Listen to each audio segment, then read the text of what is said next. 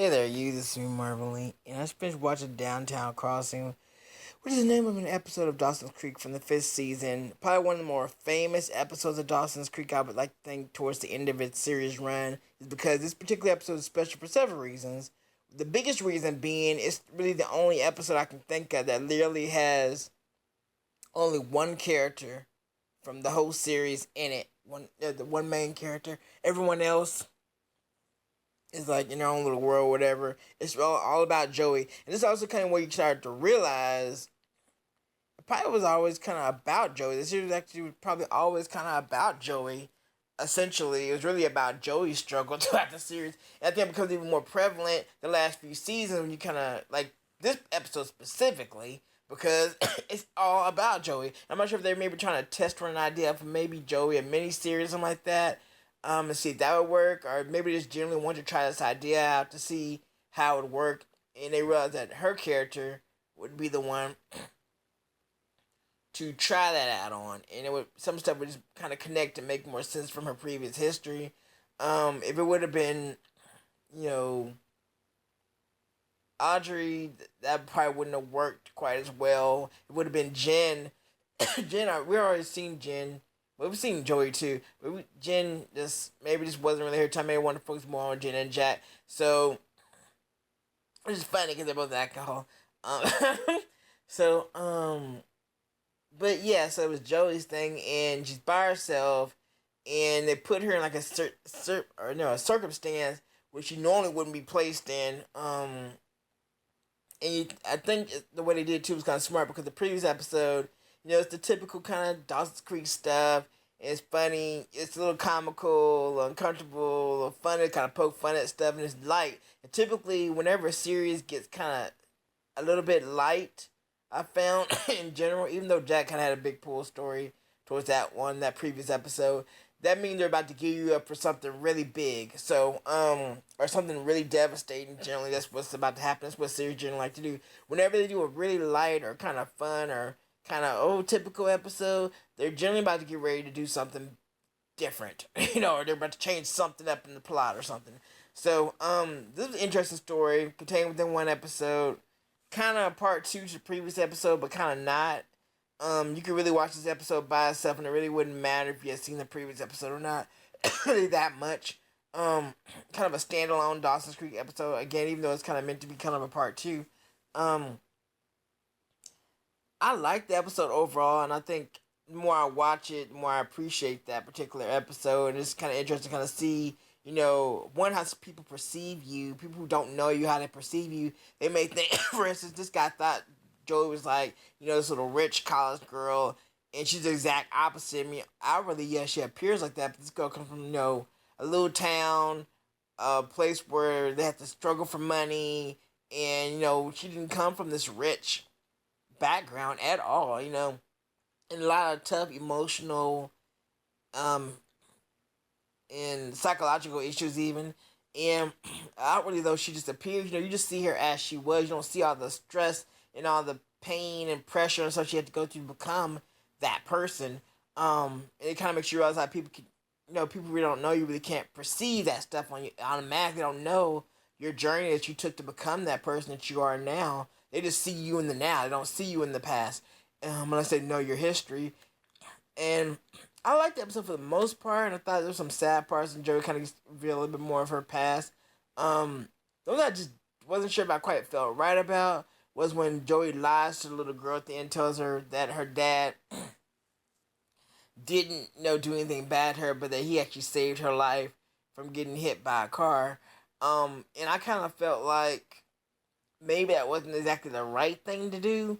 I understood why it was done, because it was done so that way the little girl would have a good impression of her father, since her father did die in the episode.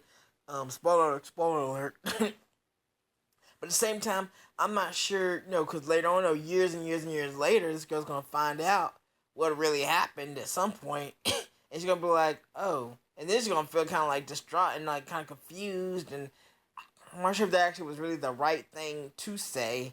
Um, and I'm not sure what else she could have said. Yeah, your dad did do this, but he did this as well. I mean, what do you say to a child, right?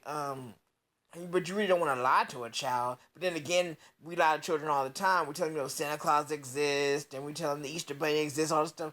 All these little lies we feed children all the time. Because we don't think of it as lies. We think of it as, oh, just something fun to get along with. It's okay. But it's a lie. Um, a story.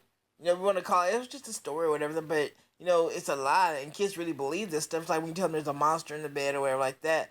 Kids believe us if you're lying to them. You're telling them stories, but you're also lying to them. So, what is that really gonna help in the long run? I think it's best to tell the truth. You can find a way to kind of sugarcoat it, but you can still tell the truth without being like this super super brutal thing. So I wasn't really agree exactly how they went about ending the episode like that. Back then, I kind of, if I was seeing it, a couple years ago, I'd be like, okay, I see why. And I understand, again, why she told the girl that. But at the same time, you just kind of like, it's like, but you just lied to her. But maybe that's what, they want the episode to end like that. And I do agree with what Joey did, where she put that money in that girl's purse, in the mother's purse, so she that money was missing from that dude earlier. Because she could always give her money to play. She's living, a cool life now. And she didn't really have to have that. So, I think I agree with what she did there. She didn't have to really do that, honestly. But that was a nice thing for her to do. Because she realized, it may not be much. But, hey, there's a piece of information about the $500. And now, I'm going to try to help them out. Because their father, to make it for what the father took. Or spent.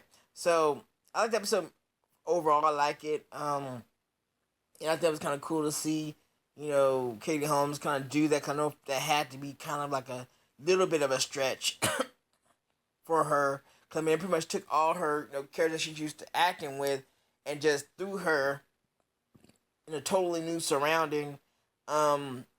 And it's totally like, look, now you got to act to these people who you never met. Never had really that we know of previous contact with on the show, and now you have to act these people and carry the whole thing by yourself, versus carrying it with another team player. So that had to be a challenge because now you kind of felt that pressure of like, okay, now I got to carry this whole episode by myself. I'm used to having some kind of help with something familiar, but now it's really just me. So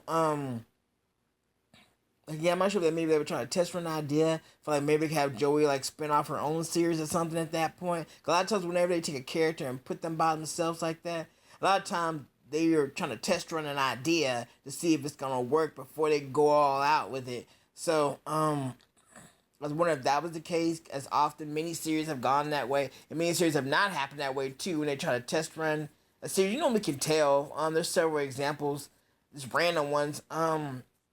The Golden Girls episode where it's like towards the end, I think, of the second season, where there's these other characters that come in and they don't really quite gel with the Golden Girls vibe, and you can tell they're trying to make the episode focus on these new characters, and then just haphazardly placing in the Golden Girl characters here and there.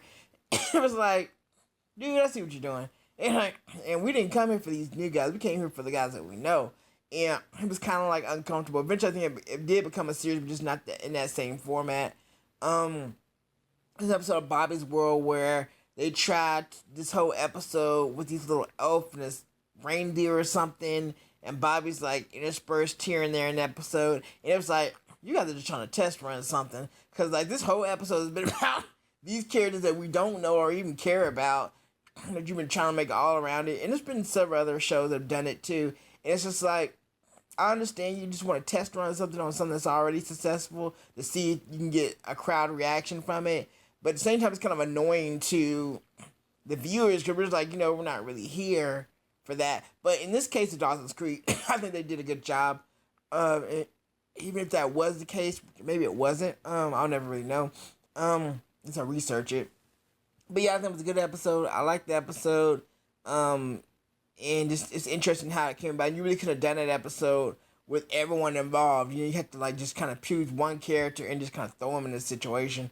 So it worked, and coming on, I want to say, this is me, Marvin.